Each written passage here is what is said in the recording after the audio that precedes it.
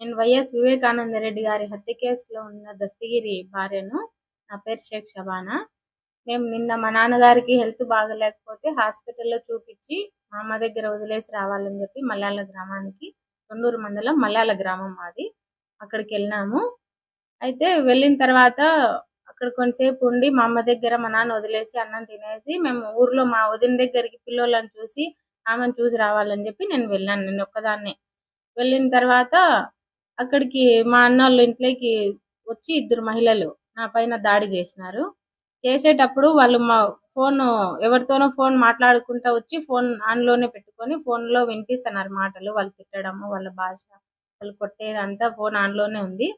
అయితే వాళ్ళు ఏమంటున్నారంటే దస్తగిరిని సంవత్సరం లోపల ముక్కలు ముక్కలుగా మా అవినాష్ రెడ్డి అన్న, మా మల్యాల రవెన్న, జగన్మోహన్ రెడ్డి నరికేస్తారు అని పేర్లు క్లియర్ కట్ గా చెప్తాంది ఆమె. సంవత్సరం తర్వాత 4 ఏళ్ళే, ఇంకా సంవత్సరం అయిపోయింది ఈ గవర్నమెంట్, ఇంకా 4 ఏళ్ళు ఉంది. ఆ 4 ఏళ్ళు అయిపోయిన తర్వాత నిన్ను నీ బిడ్డలను భూస్థాపితం చేసేస్తాము, నీకు అంత బలుపేమి, నీకు ఎవరిచ్చినారు ఇంత అహము, నువ్వు దస్తగిరి తప్పుడు సాక్ష్యాలు చెప్పి జైలుకు పోతే నువ్వు బెయిల్ తెస్తావా, నువ్వు ఇట్లా హారతులు తీస్తావా, వాడు ఏమన్నా ఘనకార్యాలు చేసినాడా, అట్లా నా కొడుకు ఇట్లా నా కొడుకు అని చెప్పి బూతులు మాట్లాడుతూ నా పైన దాడి చేసి దస్తగిరిని చంపేస్తామంటూ, నన్ను నా బిడ్డలను చంపేస్తామంటూ ఇట్లా సవాల్ విసురుతాంది. దస్తగిరి వచ్చిన తర్వాత కూడా దస్తగిరిని కూడా రారా నీ అంతేందో చూద్దాము, నువ్వెంత, నీ వెనకలు ఎవరున్నారో రమ్మని రా చూద్దాము, నీకెంత ఉంటే మాకు అంతే ఉంటుంది అని చెప్పి దస్తగిరిని కూడా సవాల్ విసురుతాంది. దాని తర్వాత మేము స్టేషన్కి వెళ్ళాము. ఇక్కడ వద్దు, మా ఆయనకు గన్మెన్లు ఉన్నారు కదా, ఇక్కడ గొడవ వద్దు దస్తగిరి, ఏమన్నా జరిగితే నీకేమన్నా అవుతుంది, మనం స్టేషన్కి వెళ్ళి కంప్లైంట్ ఇద్దామని చెప్పి పోయినాము. అక్కడ పోయిన తర్వాత ఎస్ఐ గారు ఉన్నారు. ఆయన ఉండి మామూలే ఆడవాళ్ళ గొడవలే, తొండూరు స్టేషన్ ఆడవాళ్ళ గొడవల్లోకి పోకూడదు, ఉన్నీళ్ళేమ్మా సర్దుకొని పోండి, ఏం కాదు ఇంటికి వెళ్ళిపోండి, మీరు ఇక్కడ ఉండద్దు అని చెప్పి చెప్పినారు ఆయన.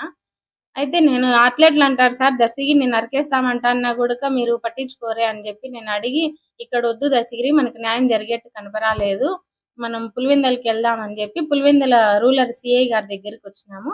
అక్కడ నేను కంప్లైంట్ రాసిచ్చినాను. నిన్న సాయంత్రం 5 గంటల ఆ టైంలో రాసిచ్చినాను కంప్లైంట్. కానీ ఇంతవరకు వాళ్ళ మీద ఏ యాక్షన్ లేదు, వాళ్ళని ఏం పిలిపిలేదు, వాళ్ళని విచారించలేదు, ఏం చేయలేదు.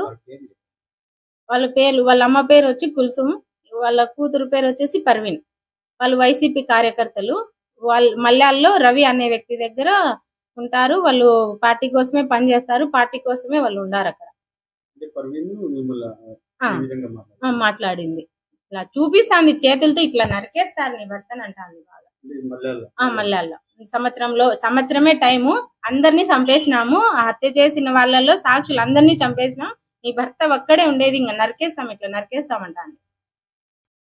నేననేది ఏమంటే 6గురిని చంపేసినా సరే, నా భర్తని చంపేసినా సరే, నన్ను చంపేసినా సరే, నా బిడ్డలు ఏ పాపం చేయలేదు.